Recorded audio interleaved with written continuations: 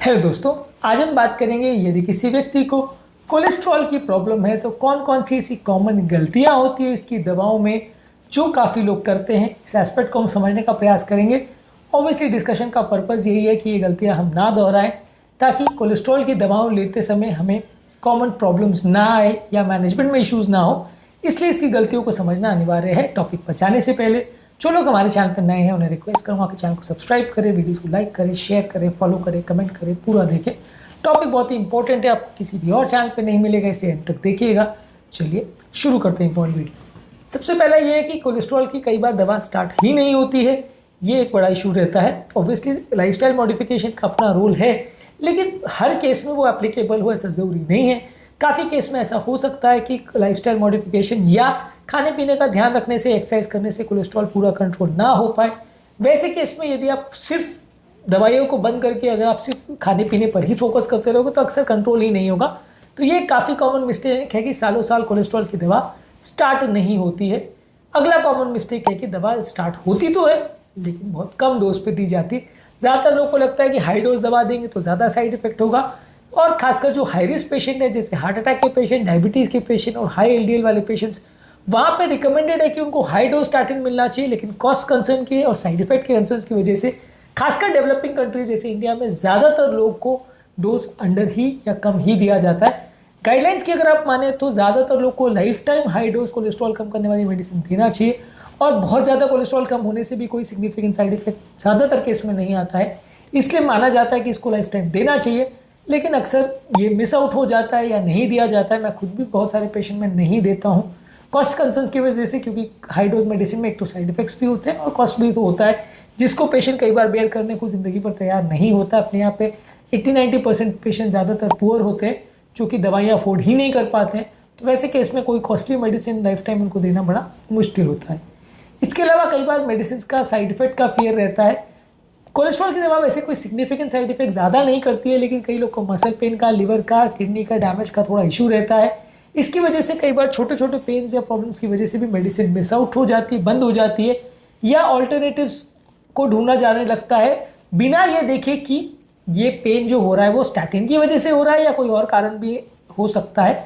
तो इसकी वजह से भी कई बार कार्डियोवैस्कुलर रिस्क बढ़ जाता है। कई बार मेडिसिन को बंद करके रीअसेस करना चाहिए, फिर से स्टार्ट करके देखना चाहिए कि पेशेंट डोज टॉलरेट कर रहा है कि नहीं, डोज एडजस्टमेंट करके देखना चाहिए। कई बार नॉन स्टैटिन ऑल्टरनेटिव्स को देख के देखना चाहिए, लेकिन पूरी तरह से बंद कर देना मेडिसिन को सिर्फ थोड़ी मोड़ी प्रॉब्लम के लिए कई बार जस्टिफाइड नहीं होता। इसके अलावा अगला कॉमन मिस्टेक है कि लोग दवा दे तो देते हैं लेकिन कई बार लिपिड प्रोफाइल मॉनिटर ही नहीं करते। साल साल भर 2-2 साल लोगों का लिपिड प्रोफाइल टेस्ट ही नहीं होता, तो पता ही नहीं चलता कि कितनी वैल्यूज चल रही है। Ideally at least high risk patient में हर 6 महीने में एक बार टेस्ट होना चाहिए, लो रिस्क पेशेंट में भी 1 साल में एटलीस्ट एक बार होना चाहिए, ताकि आपको ओवरऑल पता चलता रहे कि वैल्यूज में कोई सिग्निफिकेंट गड़बड़ है या नहीं, दवाओं में चेंज करने की आवश्यकता है या नहीं, और उसके हिसाब से आप अपनी स्ट्रैटेजी को मैनेज या मेंटेन कर सको। पर ज़्यादातर केस में ये होता है कि डोज एडजस्टमेंट होता नहीं क्योंकि टेस्टिंग ही नहीं हो पाती। लोग टेस्ट करना नहीं चाहते बिकॉज ऑफ कॉस्ट कंसर्न, या लोगों को लगता है माता पच्ची कौन करे, करना नहीं चाहते। इसके अलावा कई बार ड्रग इंट्रैक्शंस का ध्यान नहीं देते हैं। ग्रेप फ्रूट जूस अगर वो दिया जाए तो वो कई बार मेटाबॉलिज्म को इनहिबिट कर सकता है, स्टैटिन्स का इफेक्ट बढ़ा सकता है। जेम फाइब्रोजिल और स्टैटिन्स को साथ में दिया जाए तो रैप्डोमाइलिसिस या मसल्स के डैमेज होने का रिस्क रहता है। और कुछ एंटीबायोटिक्स, एंटीफंगल्स और एंटी रेट्रोवायरल मेडिसिन से कोलेस्ट्रॉल कम करने वाली मेडिसिन का रिएक्शन या इंट्रैक्शन होने का चांस रहता है। इस पर अगर फोकस ना किया जाए तो कई बार हो सकती है। ये चीज़ फोकस करना ऑब्वियसली डॉक्टर का काम है, पर ये चीज़ों के बारे में जानना पेशेंट का भी काम है। यदि वो जानेगा तो वो इश्यूज़ के बारे में पॉइंट आउट कर सकता है, ताकि डॉक्टर उस पर ज़्यादा ध्यान दे और मेडिसिन को प्रॉपरली एडजस्ट करे और पेशेंट को भी प्रॉपर वे में एक्सप्लेन करे सारी चीज़ें।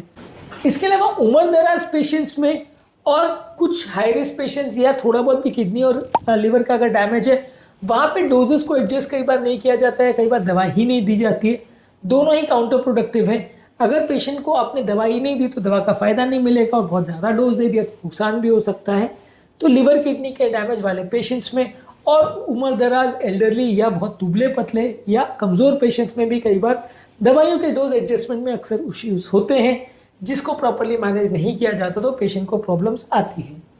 इसके अलावा जो स्टैटिन के बदले जो मेडिसिन आती है, जैसे एजेटिमेब आती है, एम्पेडोइक एसिड आती है, PCSK9 इनहिबिटर्स आता है, ये मेडिसिन अगर आप नहीं देते हो पेशेंट को उसके बदले और स्टैटिन भी बंद कर देते हो तो कोलेस्ट्रॉल का कंट्रोल प्रॉपर नहीं होता और लॉन्ग टर्म प्रॉब्लम्स आती है।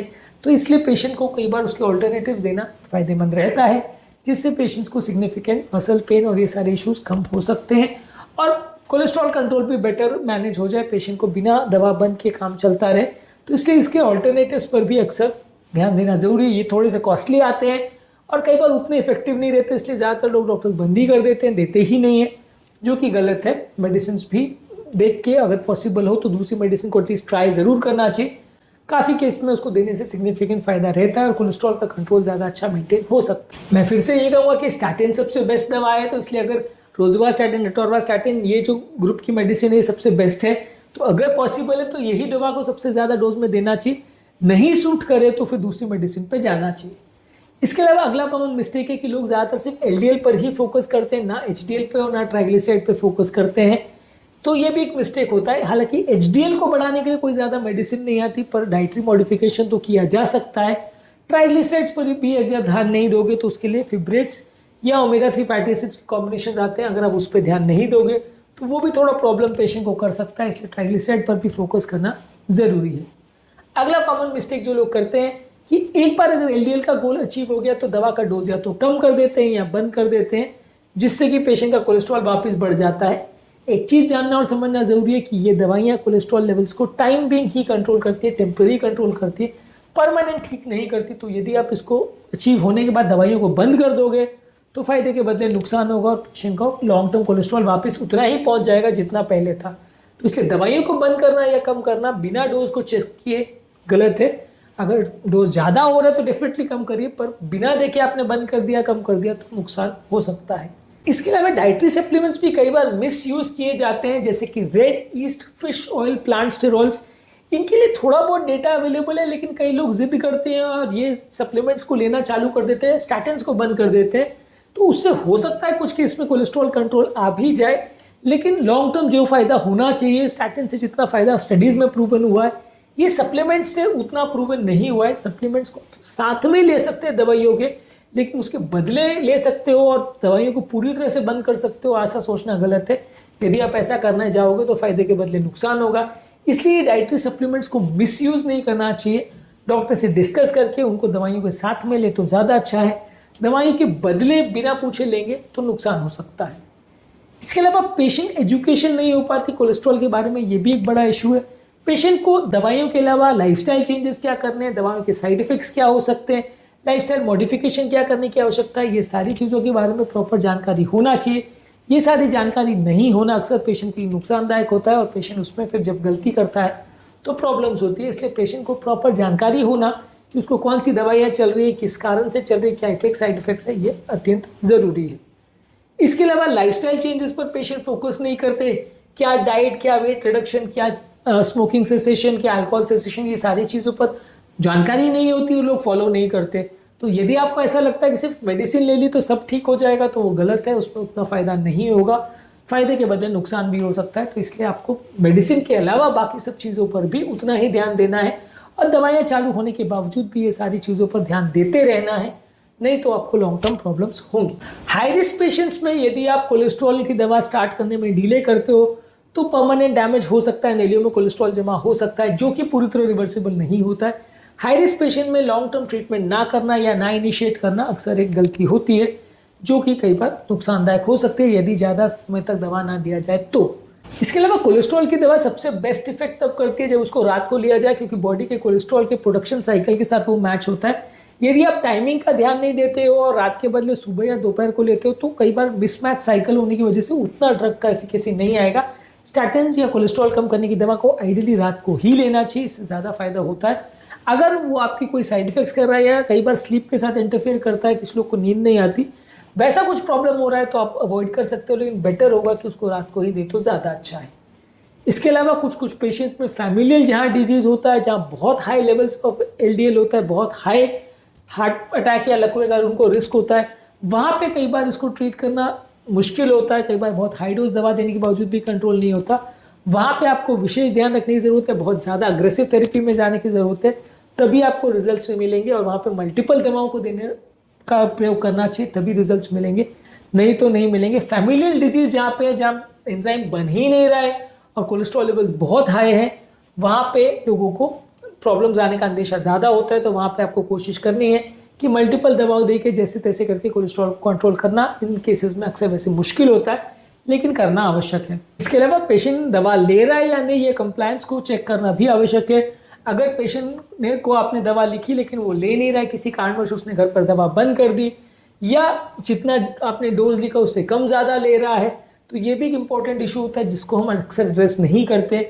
और ये भी एक कॉमन मिस्टेक बनता है कि डॉक्टर प्रिस्क्राइब कुछ डोज करता है, पेशेंट या तो दवा बंद कर देता है या लेता नहीं है, जिसकी वजह से उसको बाद में प्रॉब्लम्स होती है। तो ये एस्पेक्ट को भी एड्रेस करना ज़रूरी है। इसमें भी यदि मिस्टेक किया जाता है तो पेशेंट को लॉन्ग टर्म प्रॉब्लम्स होने का अंदेशा ज़्यादा है, हेल्थ बिगड़ने का अंदेशा ज़्यादा है। ये ध्यान रखिए कि देखिए कोलेस्ट्रॉल कंट्रोल करना बहुत ईजी है, लेकिन उसके डैमेज जो हो जाते हैं, नलियों में कोलेस्ट्रॉल जो जमा हो जाता है वो दवा देने के बाद भी हटता नहीं है। तो डैमेज होने से पहले उसको प्रॉपर्ली ट्रीट करेंगे तो अच्छा है। एक बार अगर डैमेज हो गया तो वो पूरी तरह रिवर्सिबल नहीं है, इस बात को ध्यान रखना आवश्यक है। आज के टॉपिक में हमने बात करी कि कोलेस्ट्रॉल की दवा संबंधित कौन कौन सी कॉमन गलतियां हैं जो लोग करते हैं, जिन्हें लोगों को अवॉइड करना चाहिए यदि वो एक हेल्दी लाइफ चाहते हैं और अपनी बीमारी रिलेटेड साइड इफेक्ट्स को रोकना चाहते हैं। उन एस्पेक्ट्स पर हमने बात करी। उम्मीद करूँगा कि आज के टॉपिक में कुछ नई बातें जानने को मिली होगी। जो लोग हमारे चैनल पर नए हैं उन्हें रिक्वेस्ट करूँगा कि कोलेस्ट्रॉल संबंधित हमारे चैनल पर बहुत सारे वीडियोज़ हैं, सभी वीडियोज़ को ज़रूर चेकआउट करें ताकि ओवरऑल एक अंडरस्टैंडिंग बन पाए, आपको बीमारी के बारे में पता चल पाए, उससे रिलेटेड इशूज़ के बारे में पता चल पाए। टॉपिक एंड करने से पहले हमारे चैनल के सब्सक्राइबर्स को थैंक्स करूँगा, वेलकम करूँगा कि हमारे चैनल पर वो आएँ और रेगुलर हमारे वीडियोज़ को देखते रहे, हमारा मनोबल बढ़ाते रहे।